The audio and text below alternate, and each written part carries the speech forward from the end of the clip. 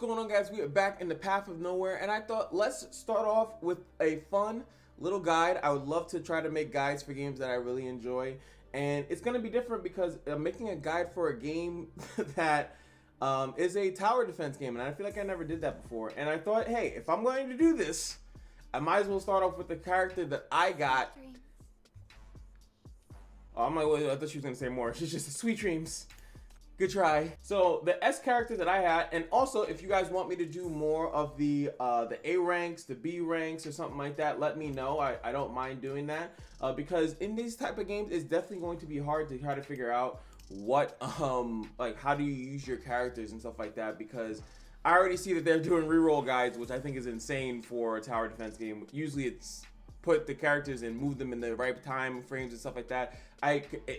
Tier list? What are you guys doing? I mean, it's just a regular rigmarole. But let's look at Hamel. So now Hamel is a, as we can see, she's a Catalyst character. Catalyst character is able to provide a variety of buffs and debuffs, as they say. Now, this Catalyst character is very interesting. And these are Hamel skills, but I'm assuming it says they can't block or attack, but I have seen some of them that attack. I'm letting you guys know right now, she doesn't attack. She does not attack at all, and that's very different for me. And you can see right here on her normal attack, what she does instead of attacking is that she heals every second.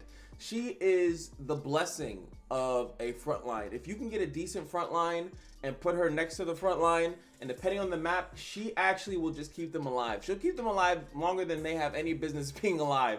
Let me tell you, it's actually pretty sick. So as you can see, Hamel performs dance instead of normal attacks, restoring 16% of her attack HP.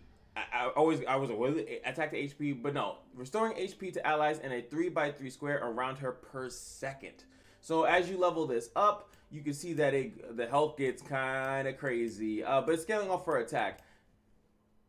Peggy, what the? Wait, how did I even do that? Oh, cool. I didn't even know you could do that. Likewise, you can see that her cost for her bewitching dance here is makes her dance. She dances hard. All right, she goes hard to paint, and then the effect of dances brings by 40%. So it makes it. She pretty much goes super healer at that point, during which she cannot automatically recover energy. I've noticed that they put that on every single skill, which has like a duration effect. Like you pretty much go into a stance. It's funny game terms, but that's kind of what happens. She goes into like a stance. So they don't want you to pretty much cycle it infinitely, so you don't gain energy when you do that. But you can give her energy. She just doesn't automatically recover energy when she's doing it. So if you had another character or something like that that gives energy, you could actually cycle it in a sense. But as you can see, leveling this up will just increase the efficiency of the boost, all the way up to 72. Now, keep in mind, in order to level these up, I actually found out how to do it. I was like, wait, how do you go to phase 1, phase 2? So, sorry, when you promote.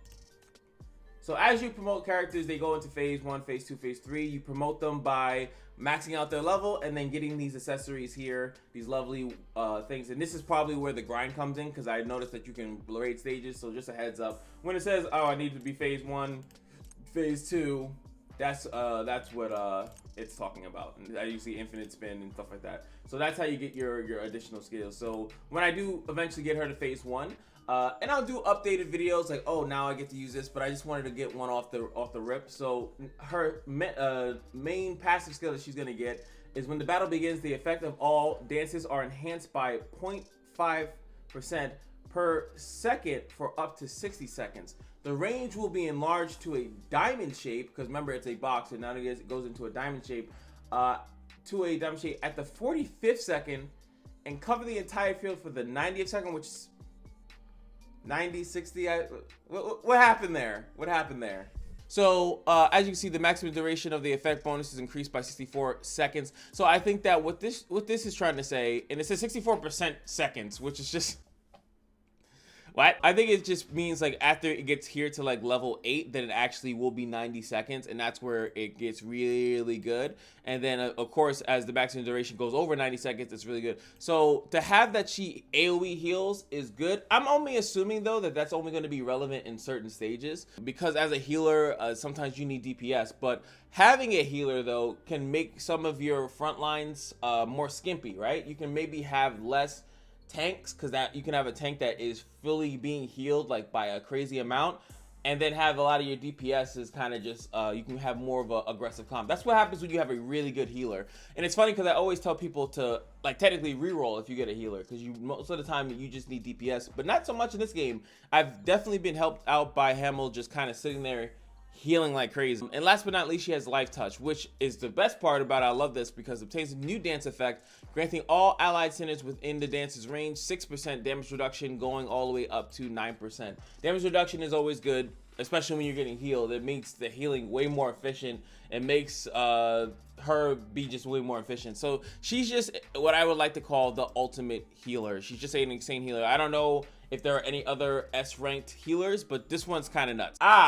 The Shackles. Let's go over the Shackles. So this is as you get dupes of her, which is unlikely. That's why I kind of forget about it. But she can get that the Bewitching dance lasts for 3 seconds longer. As you guys know, the Bewitching dance is her ultimate. So you could have it that it lasts even longer. Even though it's 12 seconds, you can get it to last for 15 seconds, which is pretty cool.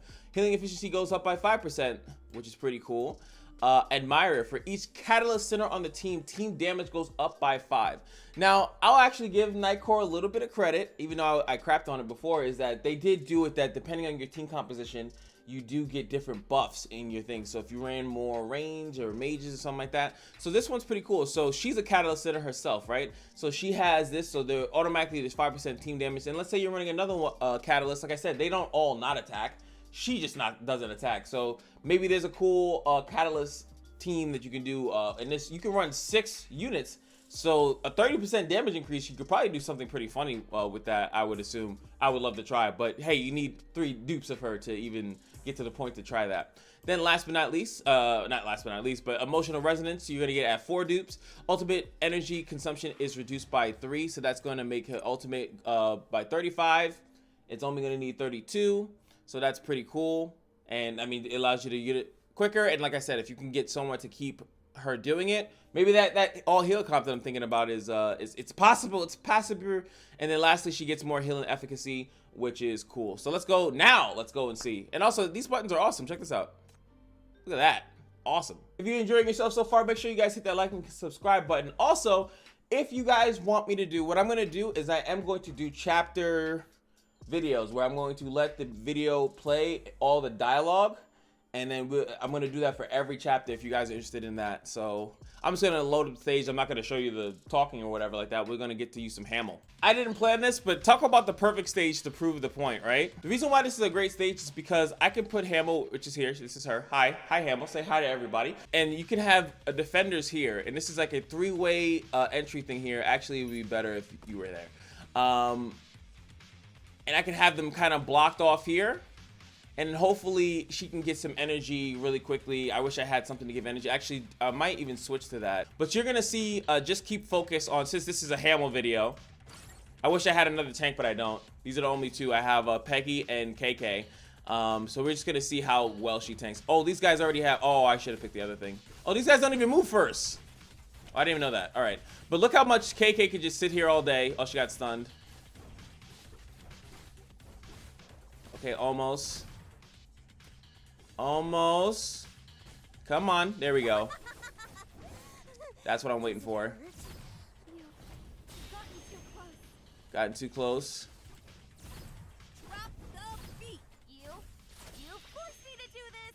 And as you can see, look at KK. Look at that. Beautiful. I think this is, no, it's energy.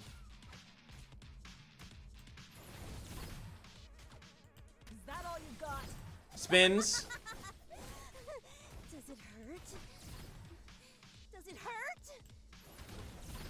You got into it. It's okay. Okay. Not the best.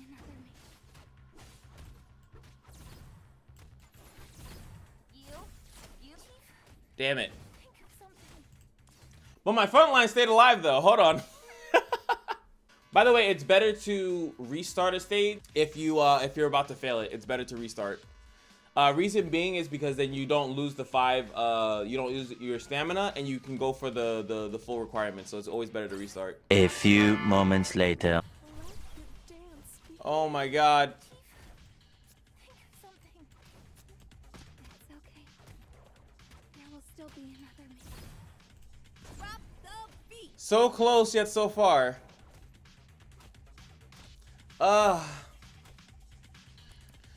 that's a really good example of how she was able to keep. You know what? Hold on. I know I can pass this. Hold on. But look at, if you peeped at how she's able to keep the DPS alive. I actually might have been thinking about this a little bit wrong. I can actually possibly run more front like units like this.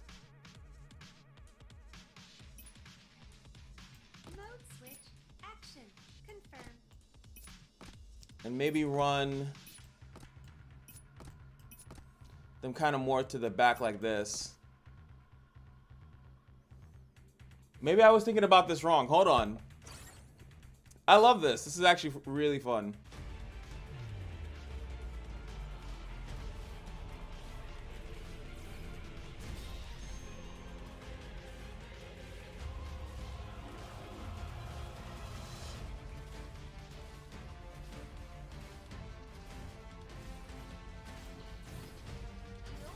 You forced me to do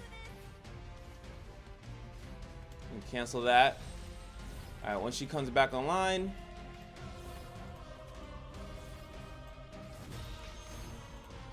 do that. She's tanking pretty good. She just got stunned. Take that guy out. Now I'm gonna boost up the healing. There we go. Got everyone nice and clumped. I just need you to get your thing again. There we go. Much better. AoE. Back that one up just for a quick second. Oh, this is much better. Look at that. Look at that. A little slight adjustment and then boom, we're good. Now we can play a little bit more aggressive.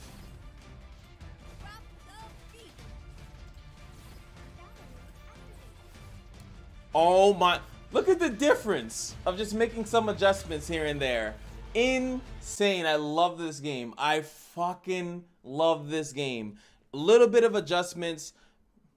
Oh. So that was pretty cool. I was actually even able to come up with a strategy with this character that I wasn't necessarily thinking about, which was that the fact that she can make characters that are not necessarily tanky survive a lot longer because of how much she heals. She heals a lot, so sometimes I don't need to run tanks. I could actually run more of the characters that are, let me just back out, like more of like Wendy's and characters like that that are going to be able to deal more damage instead of the defenders who don't deal damage that can stall. But I can use the defenders more as stopgaps in order to put them in the face of certain AoEs like Wendy's when she's spinning like a maniac, and do stuff like Labyrinth. And you can run them, and then as long as there's not too much waves coming in, you could kind of stall them and get them stuck in an area, and meanwhile Hamel will keep them healed up until you can get your actual ultimates off that will deal with the situation. That was awesome to see, my personal opinion. It made me more happy to have her. I'm like, okay, I didn't think about that. I was just putting all my tanks and stuff like that, but I can use slightly tanky units like a unit like Horo, who is just has decent amount of HP, is meant to do damage and stuff like that. I could actually utilize more bruiser-esque characters to fill in my roster, and then maybe have not even as much range, maybe because a lot of the range characters seem to not do like AoE, but you're gonna need AoE. So, and most of the AoE comes from the bruiser-esque characters swinging something around, you know, like they're I'm just kidding. Anyway, hope you guys enjoyed, and I'll see you guys in the next one. Let me know what character you'd like to see explained, especially if it was a character that you got and you have no idea how to use them, or you're like, I'm just gonna put them in the bench. I'm confused. So I'm pretty sure, especially, I don't know who the reroll characters are either. So yeah, let me know if there's any help you guys need out there. Until then, I'll see you guys in the next one. Peace.